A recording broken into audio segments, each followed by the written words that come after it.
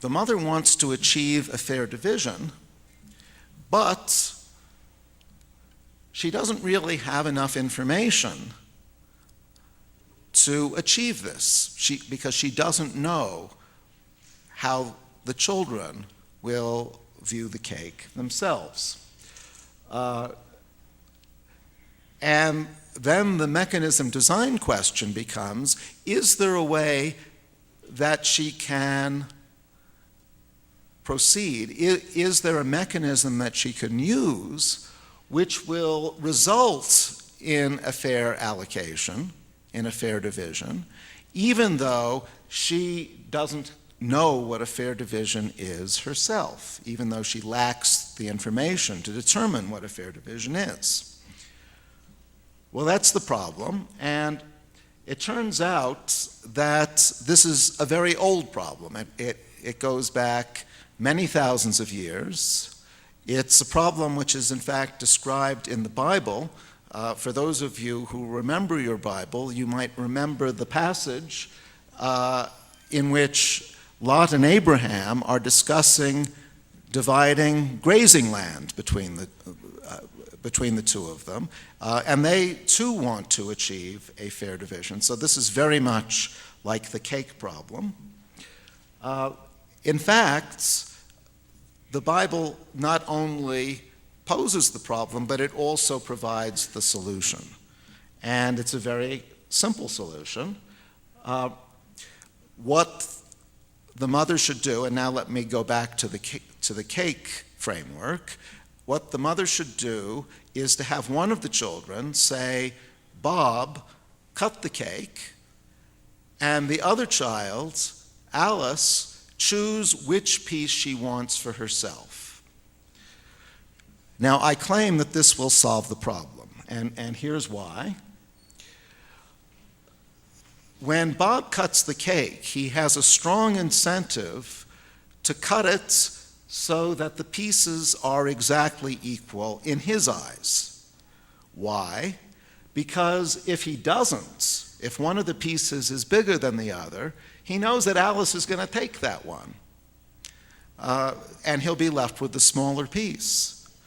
So he has an incentive to cut the cake so that no matter which piece Alice takes, he's happy with the one that's left.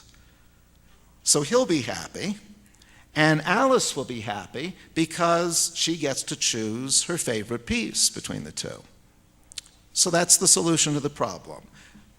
And in fact, it has a well-known label. It's called the divide and choose method. And perhaps you've used it yourself because it's well known. So it's a very simple problem, yet it already is rich enough to exhibit some of the essential features of mechanism design theory. The key feature here is that the mechanism designer herself, the mother, doesn't have enough information in advance to know which outcome is optimal. And therefore, she has to proceed indirectly through this mechanism.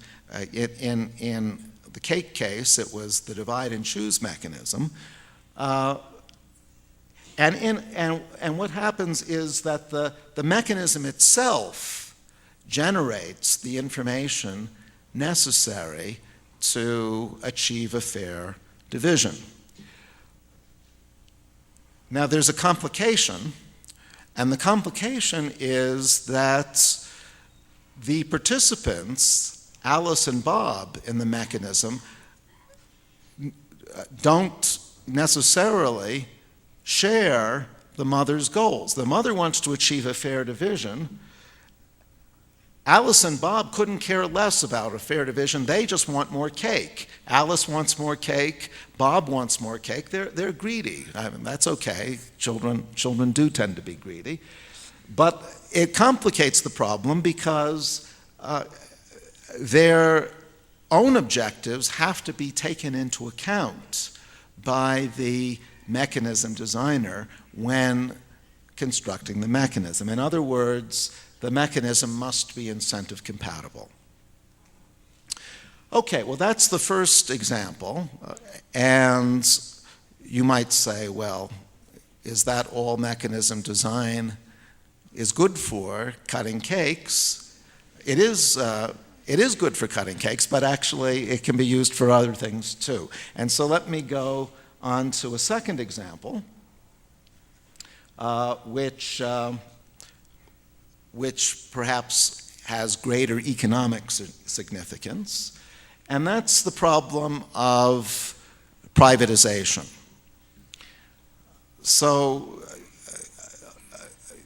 you're possibly aware that over the last 15 years, there's been a great privatization of the radio spectrum in many countries of the world. It used to be that the right to broadcast on radio frequencies was owned by the government.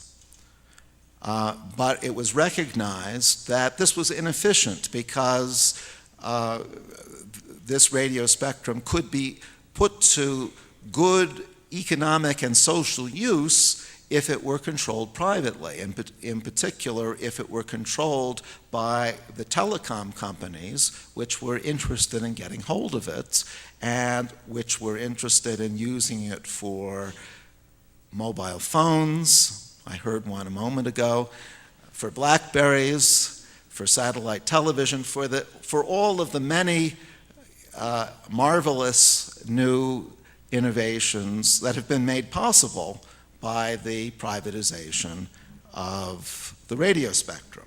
So let's look at an example of privatization. Imagine that the government has a license which it wants to sell or privatize, and there are a number of telecom companies, there are a number of telecom companies interested in this license. What the government wants to do, we'll suppose, is to put this license into the hands of the company that is going to value it the most, because that company is likely to make the most productive use of the license, is likely to create the most social value.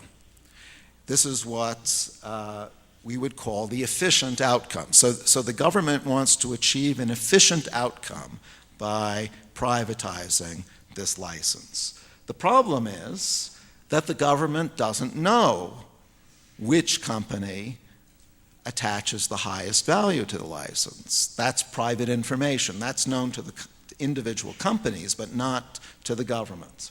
So how can it proceed? How can it actually do the privatizing?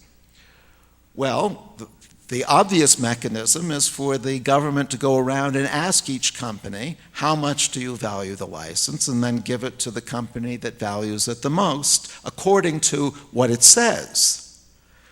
The problem is that if companies realize that what they say is going to affect the probability of actually getting the license, they have an incentive to exaggerate what they say, because the higher number the company says, the higher the probability that it's actually going to get the license. So companies will all inflate their evaluations, and then the government will have no idea which company really has the highest value. So